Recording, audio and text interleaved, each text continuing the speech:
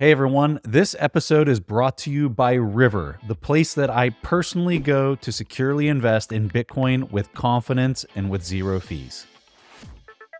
Sometimes people think that if it's a heater miner, then some electricity or some electric energy is going to go into heating and some is going to go into mining. That's incorrect. Whatever goes into mining turns into heat. The energy doesn't disappear. It changes form. So electric energy becomes heat. You're using a valuable resource, energy, for two things at the same time.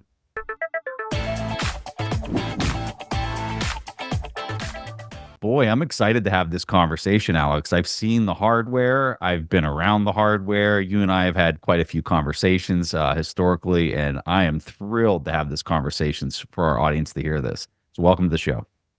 Thank you. Thank you. I'm glad you said you've seen it working, but you didn't say that you've heard it because it was actually quite quiet. So I'm pleased. I'm going to pass it to our engineer. It is quiet. And for anybody that's wanting to know, so first of all, this is a mining rig that heats your house. And, it looks like a traditional Dyson, almost like a Dyson air filter that you'd put in the corner of your room for people that haven't seen it or know what we're talking about. And you're talking about how loud it was. And on the website, you have it listed that it's 40 decibels, which is the equivalent of somebody, for people that don't know what 40 decibels, this is the equivalent of somebody whispering of how quiet this is. So this is equivalent to how loud a Dyson is, correct? As far as sound goes? Exactly. The way we thought about building our devices, like the Trio, which used to be called Mini, but that's another story. Happy to cover at some point. Is it's going to be a home device, a premium home device primarily. So it's going to fit all the expectations, and people expect that if you're heating your room, you kind of need to be able to sleep in that room sometimes, right? So you need to be able to sleep next to it, so it cannot be loud. And actually, the whole way that Heatbit started, it started with a bit of a noise. It was 2020. I was getting bored in my flat in Shanghai. We were on the lockdown. The COVID started, right? I bought myself a toy, which happened to be an Antminer S9K.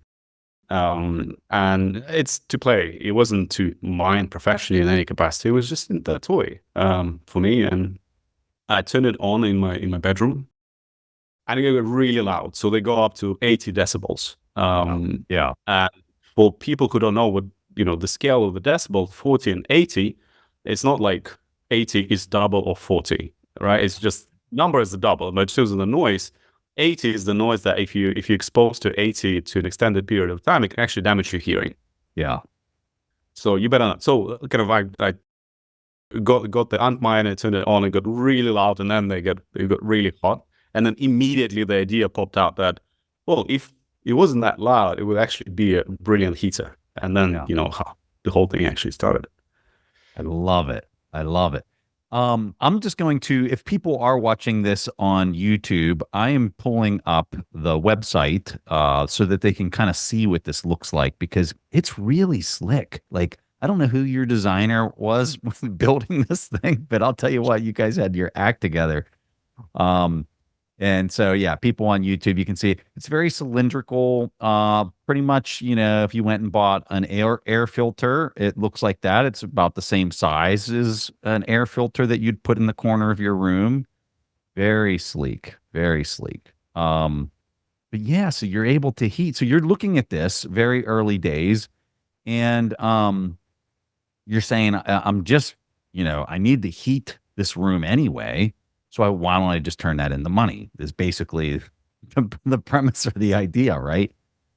So a lot of people have this misconception. I want to clear it on every podcast, any public speech that I do. Sometimes people think that if it's a heater miner, then some electricity or some electric energy is going to go into heating and some is going to go into mining.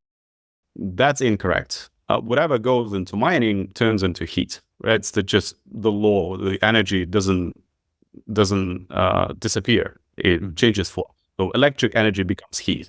Whether you use regular coil, whether you use silicon chip, doesn't really matter. Percentage wise, is they're hearing that, Alex, not to interrupt you, but when they're hearing that, they're saying, okay, so the energy is plowed through the 5 nanometer chips, which is what you're using, and it's converted, that energy is converted into heat. What percentage of that is turned into heat?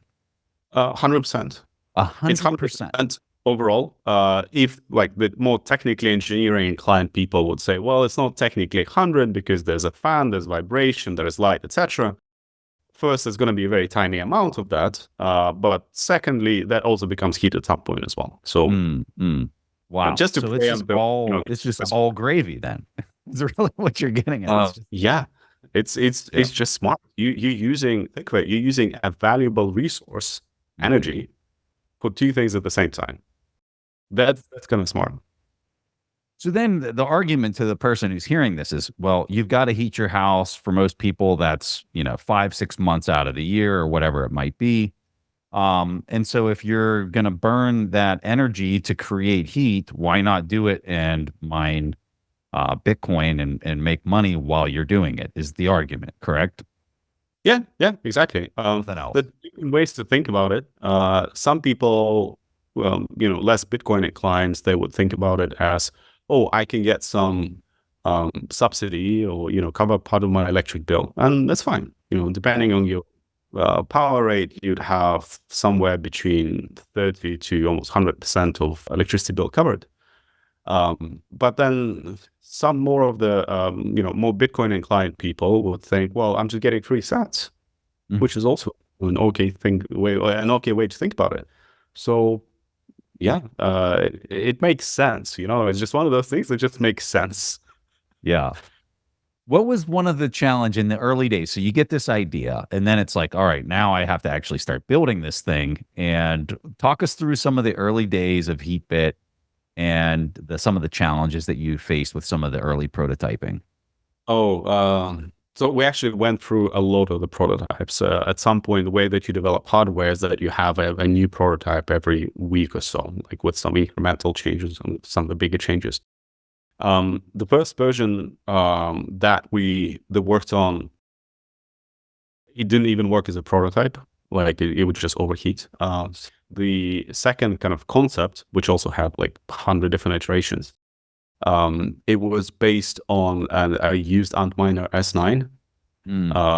And we had so many problems with it. It's unbelievable. So starting from the fact that it was the COVID times and things like the supply chain wouldn't really work because some of the ships would not go, some of the planes would not fly. It's just, where do we get all the components, So, and that led to a lot of delays. Plus, with hardware, even if you find a small problem, the time to fix it can take like 3 months, even if it's small, because first you find out the problem, then you fix it, then you test it, and then you change your molds, then you change your production process, then you change your logistics. Like, it's very different from software, I tell you. Yeah, the hardware is hard. I think that's why it's called hardware. Given the weight of those things, and I carried it in a lot of places, I would call it heavyware sometimes as well. But the other challenge, in terms of, jokes aside, in terms of big challenges, hard thing is access to chips. Yeah. That's something that took us quite a long time, and that's one of the reasons we would build on used hardware at first as kind of a proof of concept. We're like, we're just going to build it. We're going to bring something to the world. If we have to use secondhand, we'll use second. So that's when we had the S9s. So access to chips is a big thing. Getting access to chips. A lot of the chip manufacturers would not sell the chips. I've spoken to pretty much all of the chip or mining manufacturers, like 90% of them, all of the biggest ones. Because I lived in China, I've spoken to some that you probably never heard of. I don't know if you ever heard of Iban guys like that I spoke to, and somehow, the community is actually so tight that you can get access to, the founders and the CEOs fairly easily. But still, no one would sell the chips. But then we found a way, and we managed to actually get the latest generation, brand new chips, one of the major suppliers, and that's how we built the Trio. I think apart from that, it's the safety, right? Because it's not just a mine. A mine is an industrial device, Yeah. right? And it's in a warehouse. You have maintenance. You have like people overlooking it 24/7. That's one environment. When you build a home heater, it's a very different environment where you have like cats and dogs, with pet hair. You have kids running around, and it's very different robustness that you need and very different safety requirements that you've got. So these are the kind of things to look out for, and that's something that we're working a lot on. One of the things that I'm really blown away with is this 5 nanometer chip. So this is size wise for people. This is like what they have in iPhone 14s. Very advanced lithography process in order to create a 5 nanometer chip. Do you see, obviously, I think your connection, like what you just said in China, helped you be able to secure and procure that. Do you find that with AI and everything that's taking place, that gaining access to these types of advanced chips is going to be difficult for miners moving forward? Or do you think that the demand is going to drive, because there's going to be such a large demand for Bitcoin miners in the future? Walk us through some of that supply-demand dynamic with respect to the chips. So you've got the structure of the market is that you've got the companies that design the chips, and there are quite a few. You've got the companies that actually manufacture the chips, and this kind of lithography, 5 nanometer and smaller. There's only 2 places that make them. There's a couple more fabs that are coming online in the US in the next few years, but right now there's just one in South Korea and one in Taiwan, and they have. They're busy. They have companies like Apple, like Bitmain, like many others competing for the production time. I imagine, I don't know, but I imagine when Block is developing their 3 nanometer chips, they are having to compete with guys like Bitmain and Apple and many others for the same fab. So that's not an easy task. And thank God Block is doing that so that they could kind of provide and sell the chips once they come on the markets to help guys like us build more devices. I think that's going to be wonderful. That's a big thing that they're doing for Bitcoin mining. When it comes to AI, I'm not an expert on AI chip. I actually don't know what kind of tech they use. But the AI chips are very, very different in terms of complexity compared to ASIC chips. Right, ASIC chip is a very small chip, like the one that we use is about 5 by 5 millimeters. It's very small, and it does just one thing and very, very efficiently. Whereas AI chips are a lot more complex, and they tend to be bigger in size, and I'm not sure they compete for exactly the same thing. We see some of the miners now going into AI, and they're like, oh, we have the power supply and we have the energy contract, like we can do AI.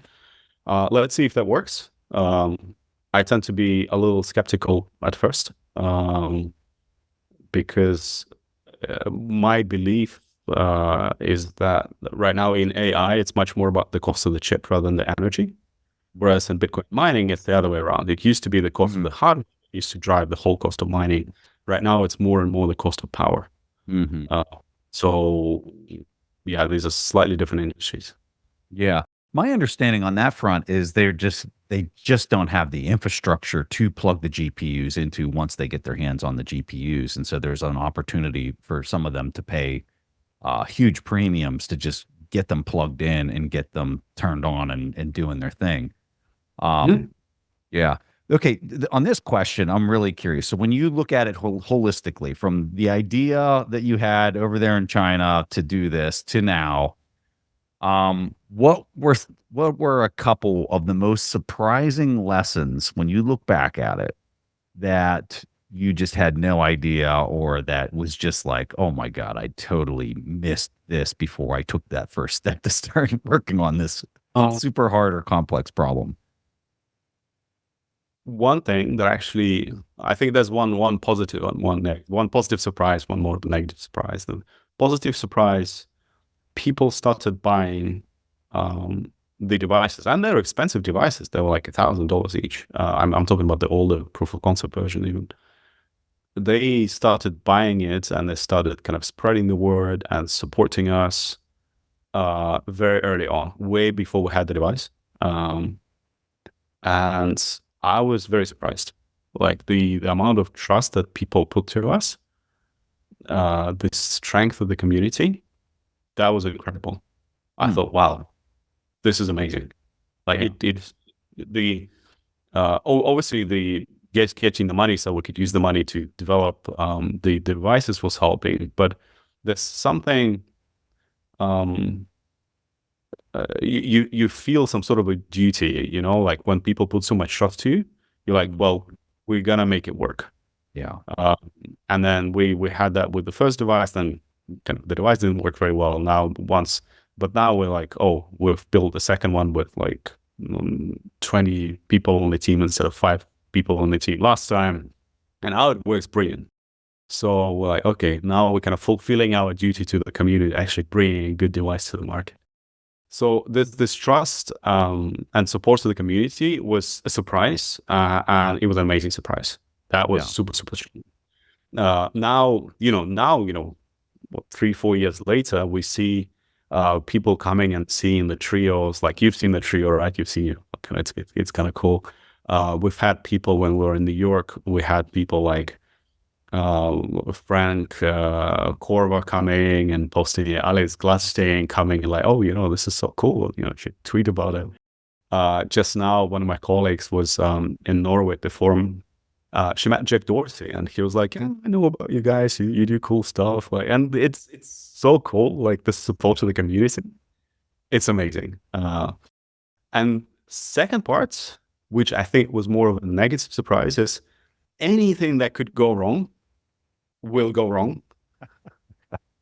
And then there's going to be even more things that you didn't think that could go wrong, and they will still go wrong. Yeah. Like, so we were developing the trios, and we were about to start shipping them. And we had an early version, like an early prototype, and we shipped it to one of the YouTube influencers. And part of the physical structure, so like the part at the bottom, there's kind of a coal that holds most of the structure. It was 3D printed. And in 3D printing, because you print in kind of layers, the strength of the structure is very, very different compared to extrusion or any kind of proper industrial process. And as it shipped, the thing broke in half. Right? There's the metal part of the case on one side, metal part of the case on the other side, and this plastic in the middle, it broke in half. So the YouTuber, and thanks to him, he didn't go like really, really public with this, because he supports us, and he's like, hey guys, I want you to build. So he pulls this, he started the recording, like proper unboxing.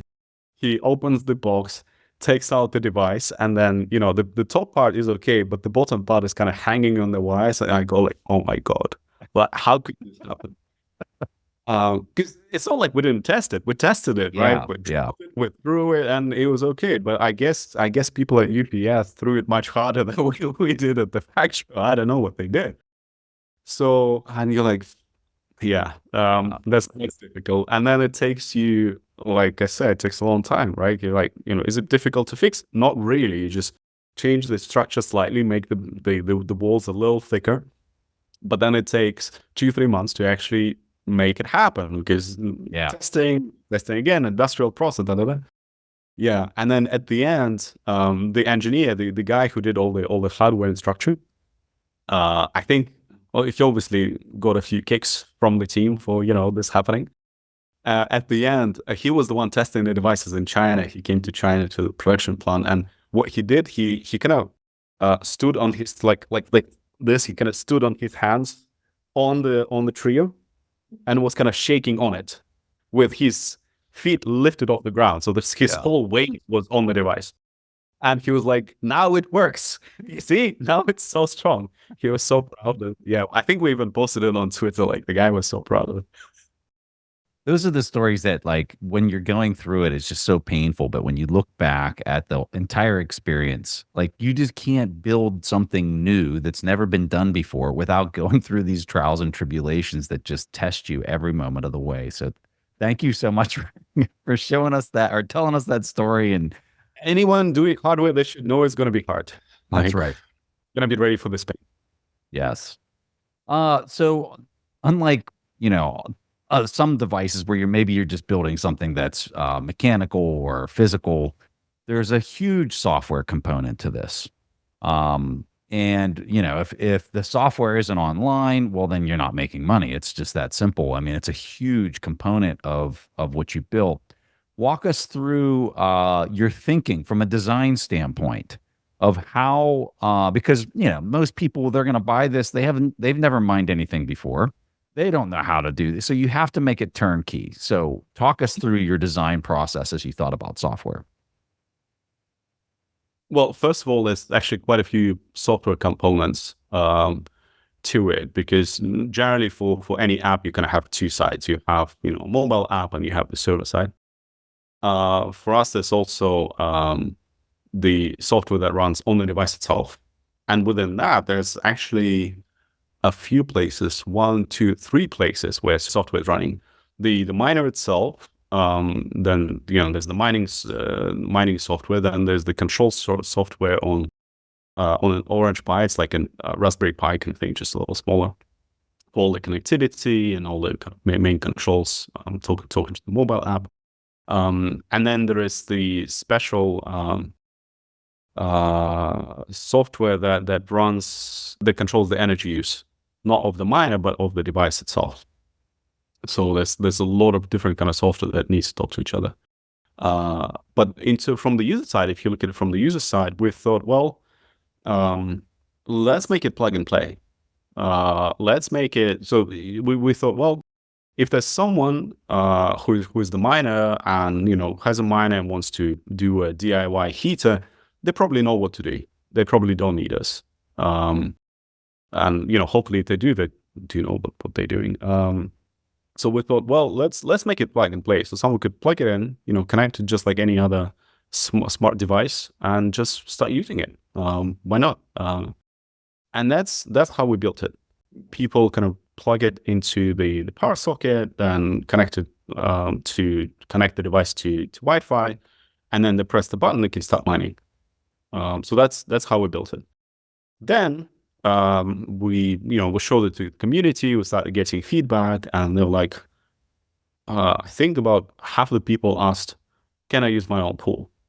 And at first, I didn't quite even understand like why is it so important. It was in the early days. I think I didn't educate myself enough, and I didn't quite understand yet why that was so important. And one of the people I asked, and one of the people very genuinely said, "Well, there's kind of a political aspect to it, right? If you choose your own pool, then in a way you can vote for how Bitcoin is developing, right?"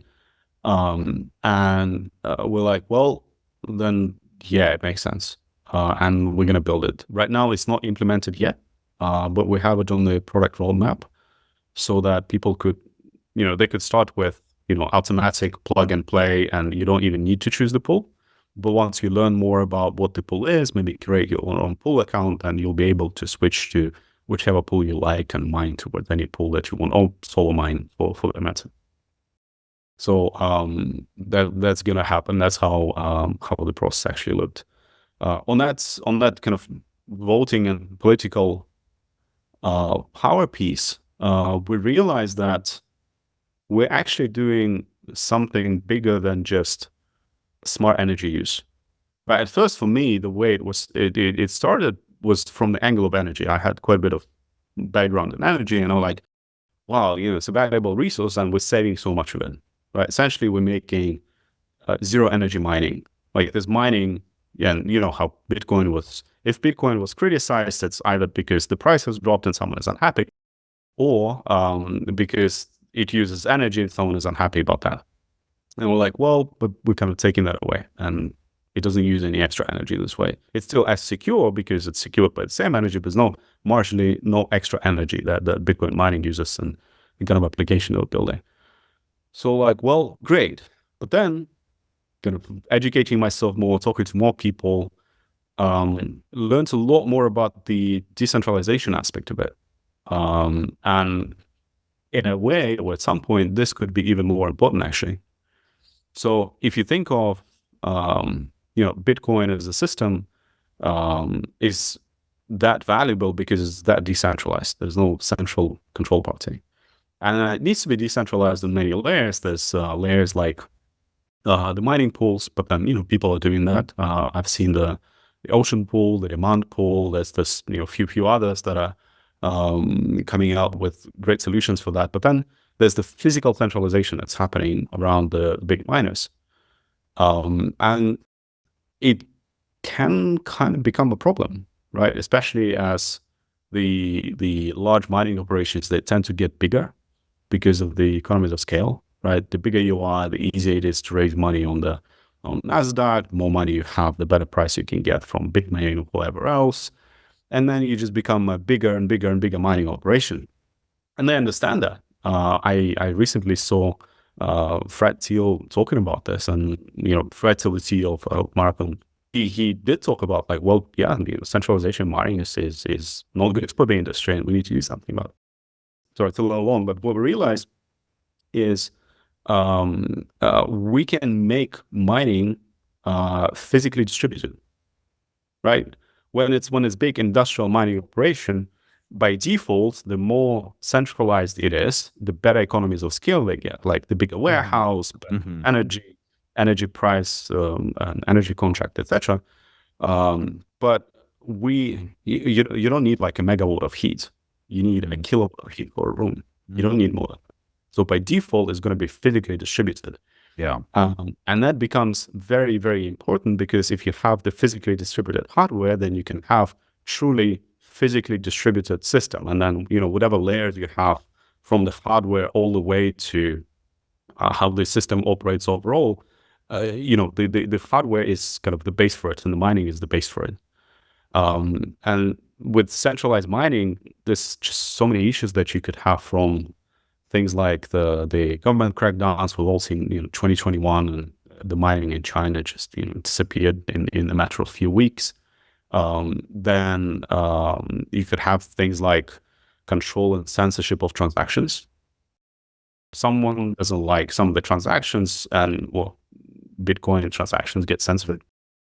And then there are things like, and actually what people don't talk about that much is the miners tend to get very leveraged. Maybe not all of them. Yes. What they often do is like they take they sell the equity, get some of the money, then to buy the equipment, they take a loan, which is done in US dollars, and that loan kind of depends on Bitcoin price. Now, if the Bitcoin price goes down, some of the miners could go bankrupt. Well, we've seen what happened to Core Scientific a couple of years ago. Then what? The thing that secures the Bitcoin network could just disappear. Like that doesn't sound very comfortable, right? For someone who believes in the network. So this leverage and this centralization of the mining becomes a single point of failure from many angles. But then you split this, and people are gonna heat their homes. They're not gonna turn it off. Irrespective, like Bitcoin price goes to $1,000 tomorrow, people will still heat their home, right? They will still support the network. The network will still be there. Whereas at not $1,000, but even at $10,000 per Bitcoin, I would guess most of the miners will be out of business pretty quickly. I mean, the big miners. Yeah. In fact, an interesting point recently came up with a conversation. We were talking about how people get introduced to Bitcoin. And if you think of it, most people get introduced to Bitcoin through the price. People are like, well, I can make money on that, so I'm going to buy, and then, it grows, and I'm going to sell. And that's how people start. I would guess. Yeah. It starts with speculation, and I think it's something people kind of learn. Like, oh, but this is actually much bigger than I thought, and then they go down the rabbit hole and then become the maxis and they never sell.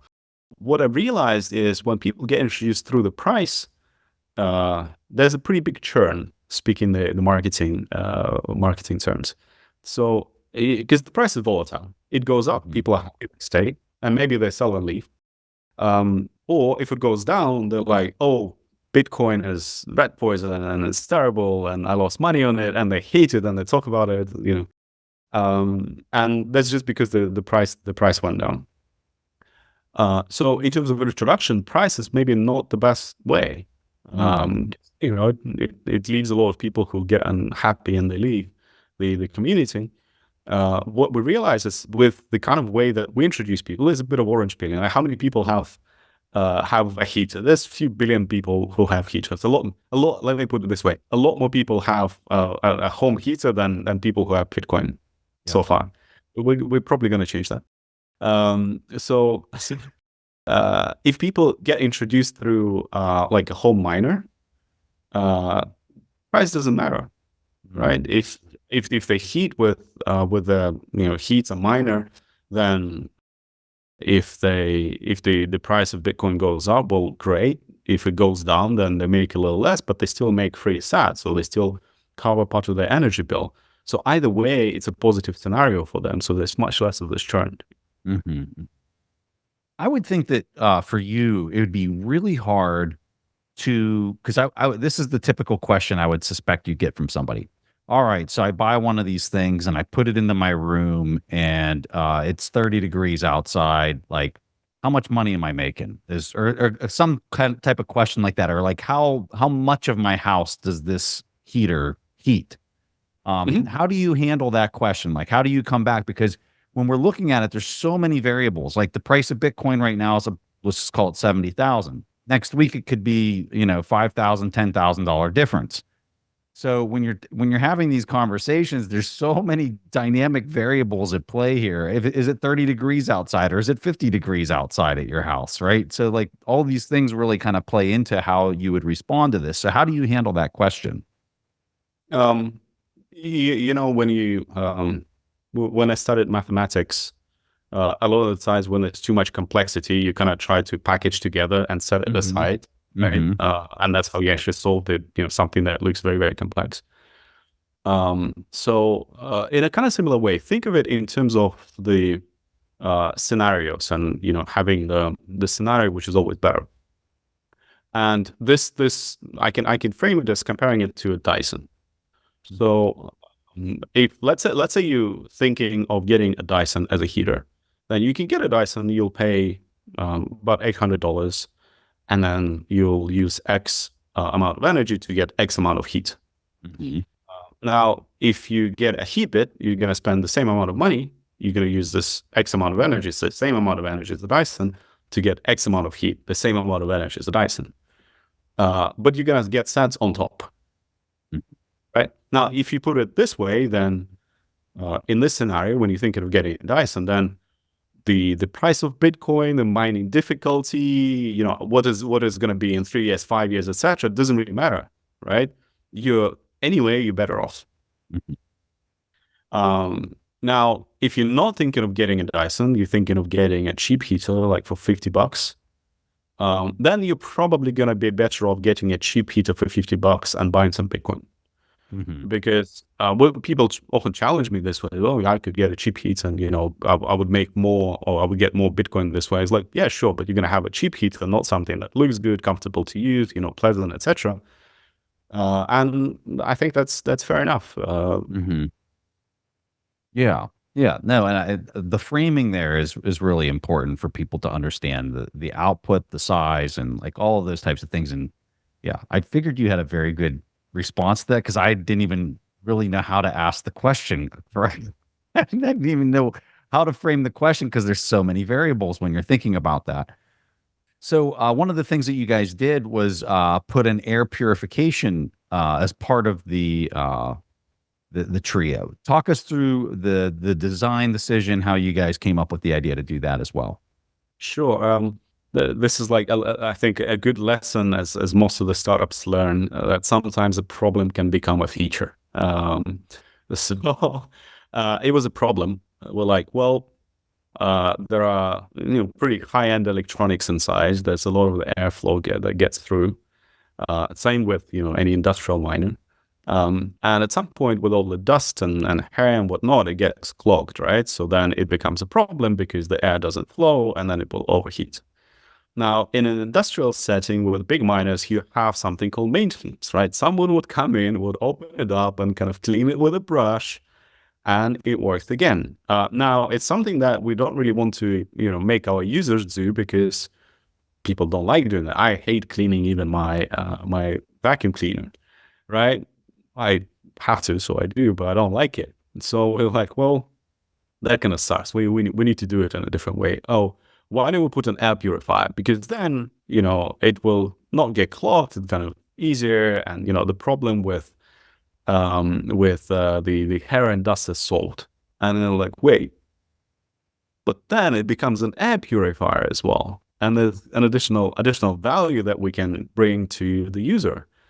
Because, as long as we put in a good air purifier, and then we're like, okay, let's use HEPA filters and, the proper things.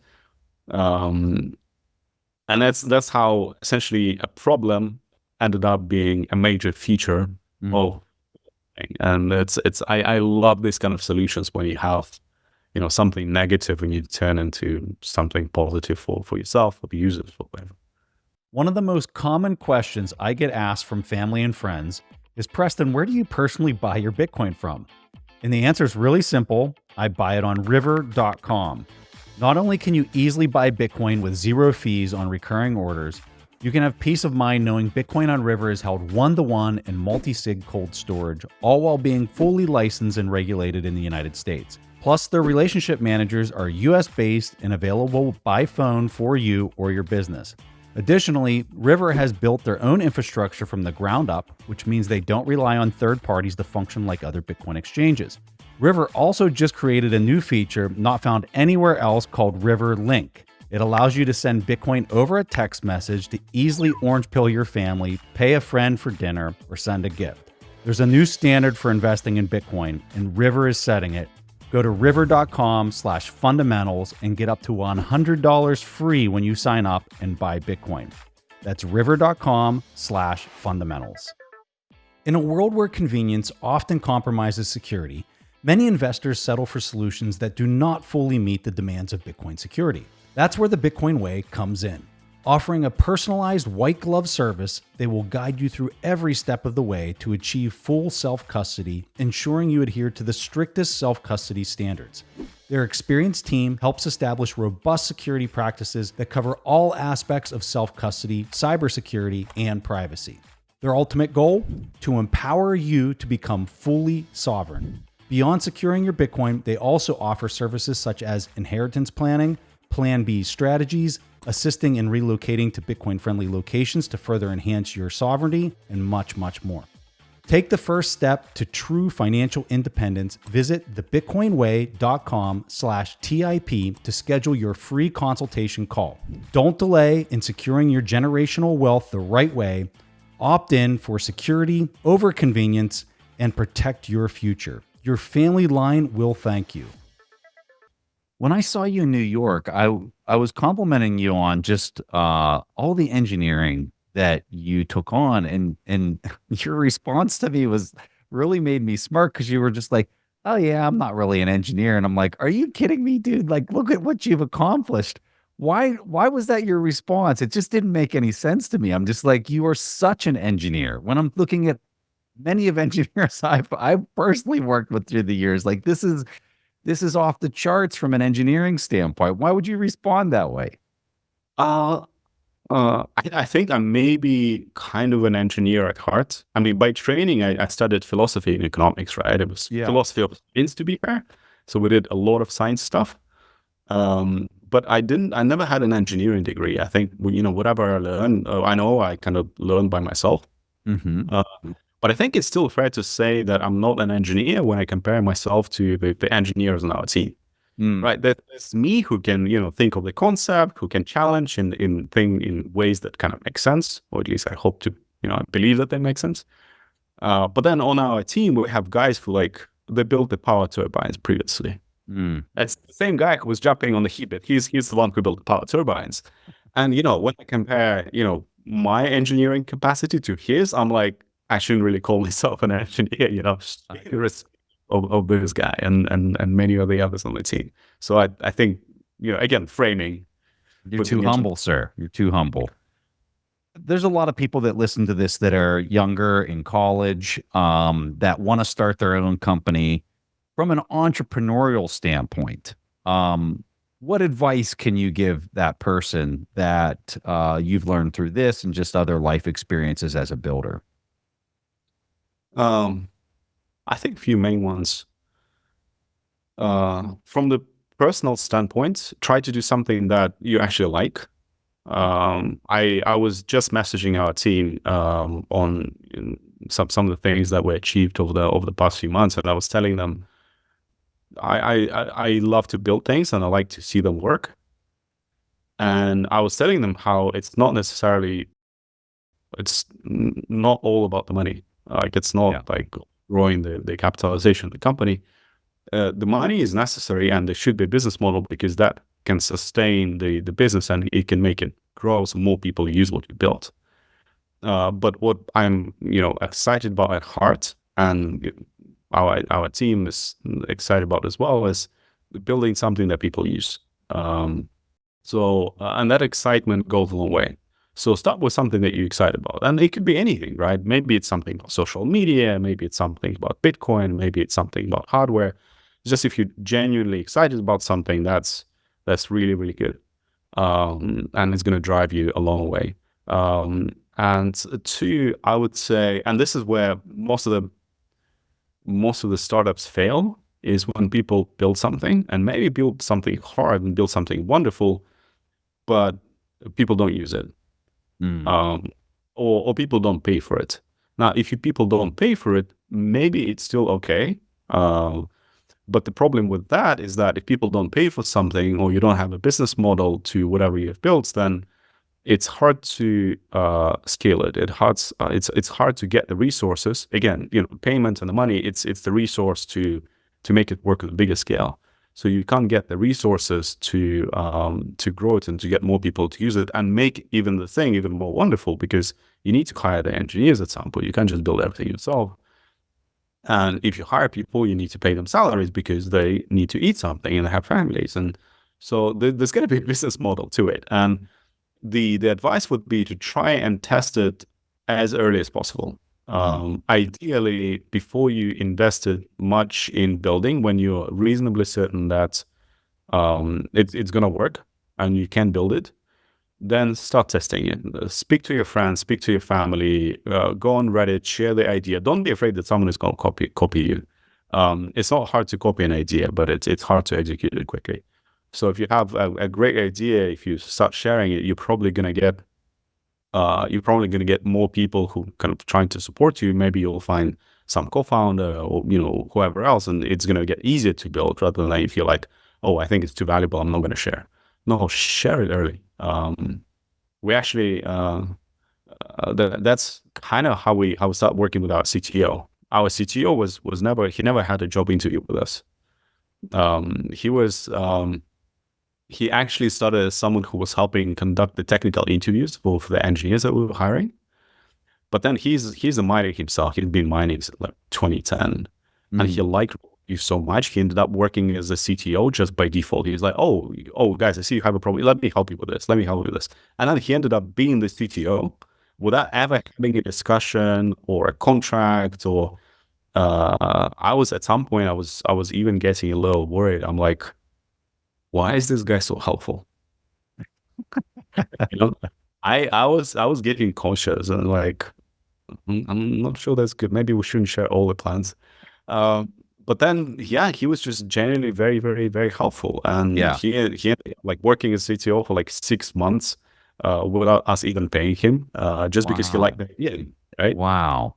And then we're like, hey, you've been working so much, how about, we make it official. And like, yeah, sure. And he's like, if you want to pay me, pay me. I'd work for free, but if you want to pay me, pay me. I'm like, I dude, love stories like you have that. a kid. That's when you just know you have a person who's there for all the right reasons. Like he was there because he loved what you were doing and just brought that expertise. And what a win. I love your advice on also on just getting out there and not being afraid to share your idea, because you're so right. The execution and the work that it requires to build something like this is, if people could peer into your day to day from 2020 to now, they wouldn't believe the amount of work and effort that it took to get it to here, right? So yeah, amen to that point that you made. I want to ask you on your philosophy major. What if you had to go back and redo your major, would you pick the same major? And if you would, what was the thing that you gained by majoring in philosophy that you hold dear with you now? So philosophy is a very broad thing. Very often people have a misconception that philosophy, they mix it with something kind of like history of philosophy. So philosophy is not about studying who said what at what time, right? It's studying different concepts and discussing them, trying to see what works, what doesn't. And then there's just so many different areas that there's a lot of things to choose from.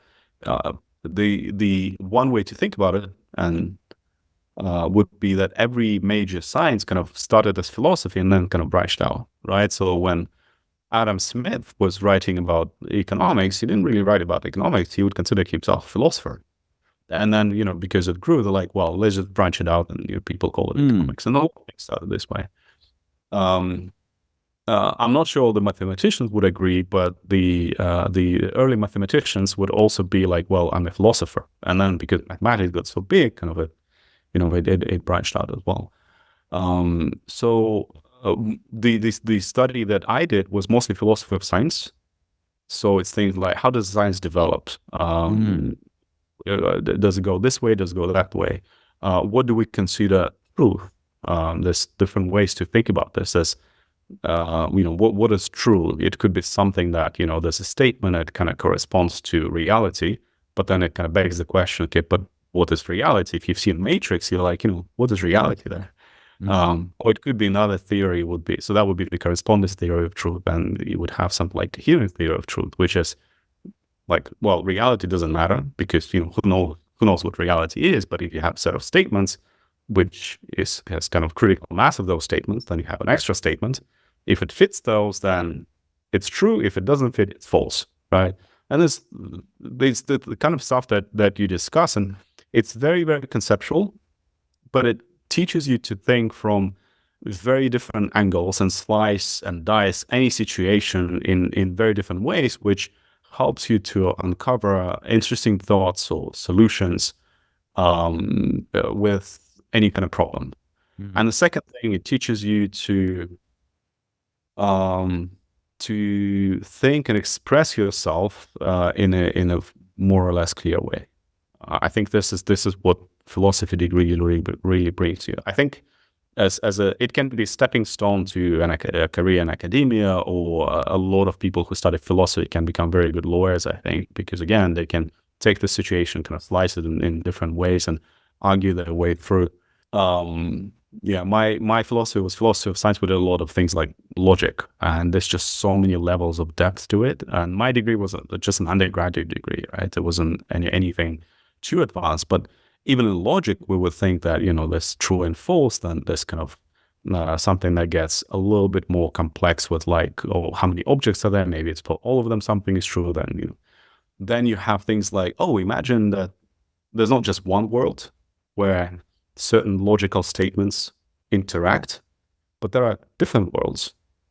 And then the set of logical statements here doesn't necessarily correspond to set of logical statements here. Here A is true and B is not true. Here both A and B are true, and that's okay. But then you have like, we would call it, this world can see this world. So that means if something is true here, it needs to be true here as well. But it doesn't mean it doesn't work the other way around. And then you have all these like logical structures, and you think, but this is kind of crazy, right? Why is this relevant? But then you realize that having all these discussions and logical structures, it gives rise to so many other things. Yeah. Like, how AI and generative AI, it kind of really got possible with the mathematical inventions that came out not that long ago, right? This iterative learning that used, it's not that long that people came up with. So, on one hand, there's people who do this very, very basic science, and they kind of look crazy to an average Joe. But then it does give rise to the wonderful products like ChatGPT that we use now. Yeah. Same with philosophy.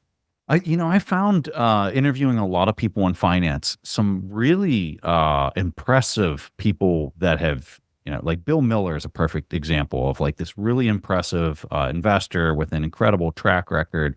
And he was a philosophy major. And it was just, I've seen this really interesting dynamic. One other thing that I've noticed with people that have this philosophy background, they're often just really objective and unemotional in the way that they can deal with different points of view. A lot of people just get very emotional if you're pressing on a counter opinion or a different point of view than maybe one that they hold dear.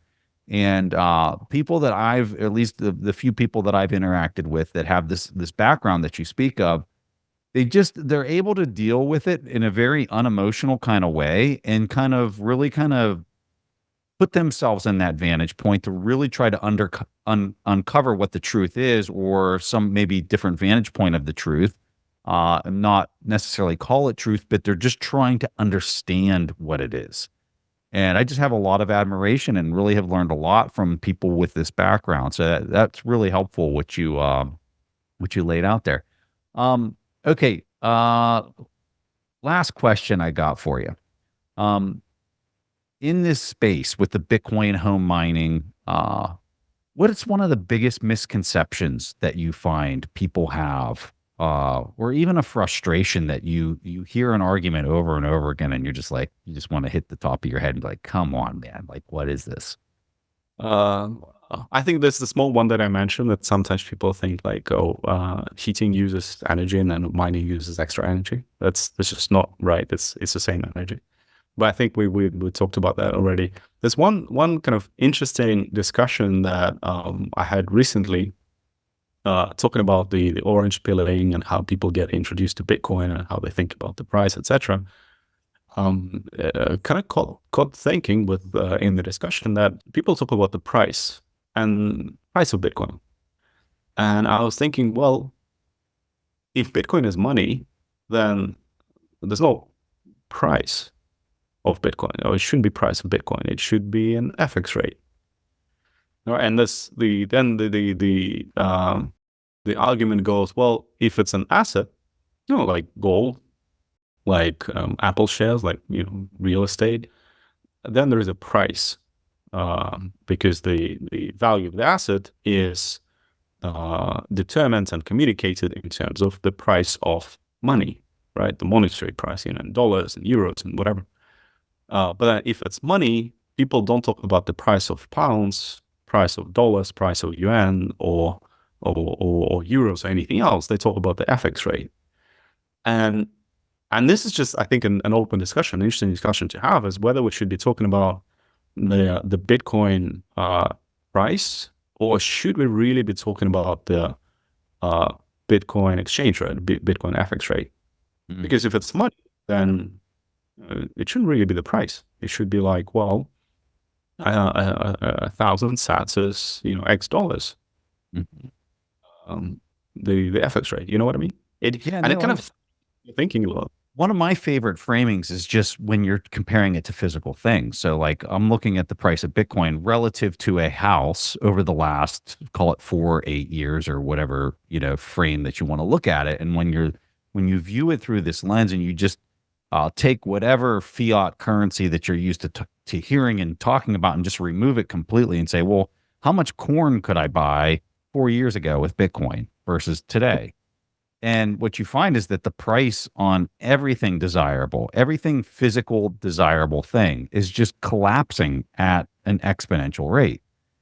And it's, it's something that I think is very difficult for people that are looking at the space very superficially. They're just kind of showing up and they're speculators like you were describing earlier. And, the dollar is just the dollar, the euro, the yen, whatever fiat currency we want to bring up is just, it's like water to a fish. And it's really hard to get people to kind of look at it through some other type of physical thing that you're comparing it to. And you're just looking at it and you're like, everything just keeps getting cheaper. If you're a Bitcoiner that truly denominates all of your retained earnings in Bitcoin, you're just looking at the world and you're like, it just keeps getting cheaper. It just keeps getting cheaper and cheaper every year. Yeah, and there's different aspects to it. So there's different drivers, as economists would say, of why it's getting cheaper. So right now, one of the primary drivers was just the growth of the Bitcoin ecosystem, right? That there's more people getting into Bitcoin, more people buying. So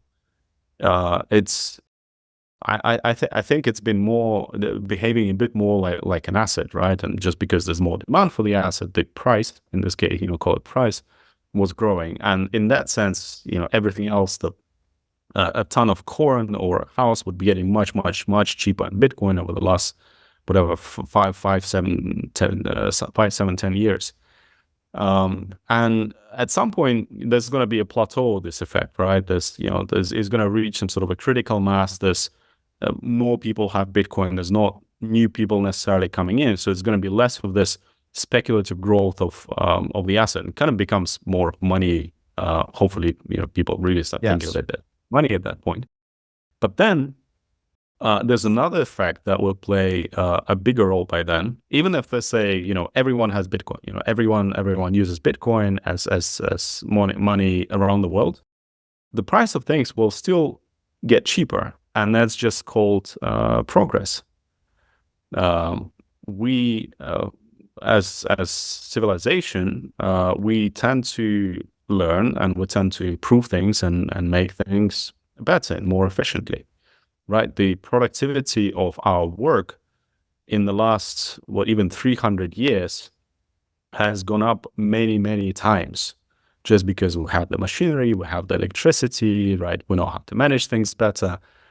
And if the productivity increases, then, and if you have stable money, like Bitcoin in the concept that I'm talking about, then the prices should actually be reducing.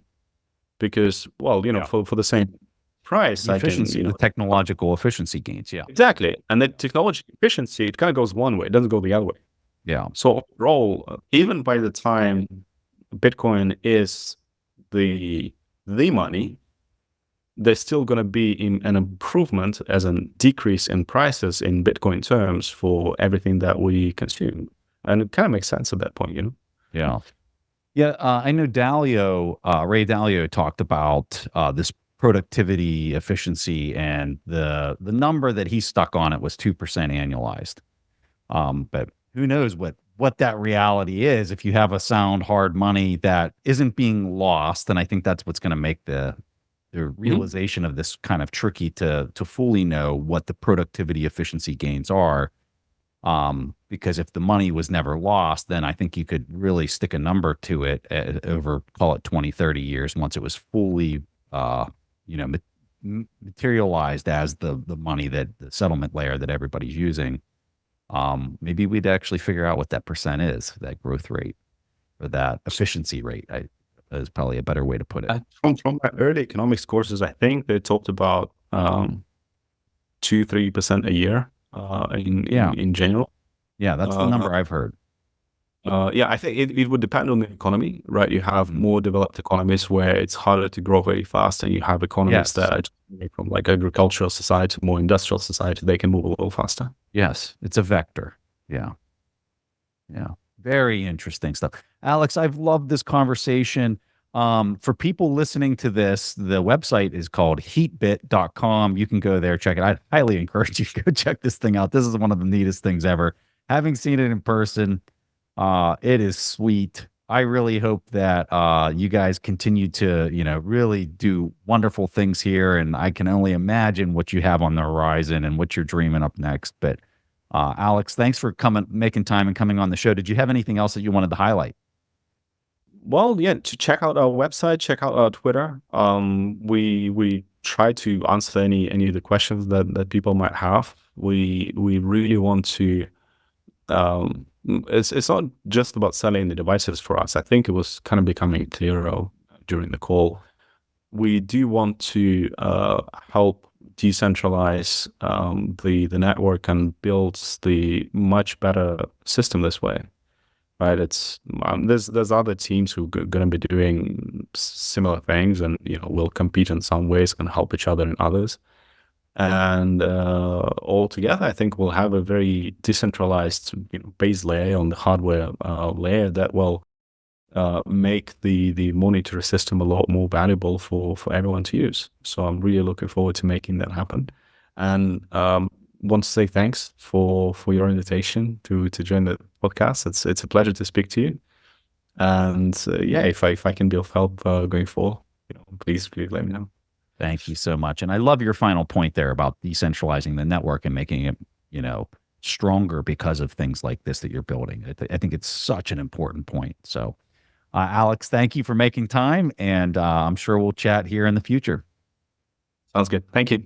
In my experience with friends of mine, I obviously try to orange pill them, and some of them get it, some of them they don't want to know about it. But as soon as I told them that I get paid to shower now, because literally every time we take a shower, my wife asks me, like, how many sats did I make now with the showers? I can see, like, people that don't really like Bitcoin, now suddenly they're like, okay, wait, so this produces money, and can I have this in my house as well?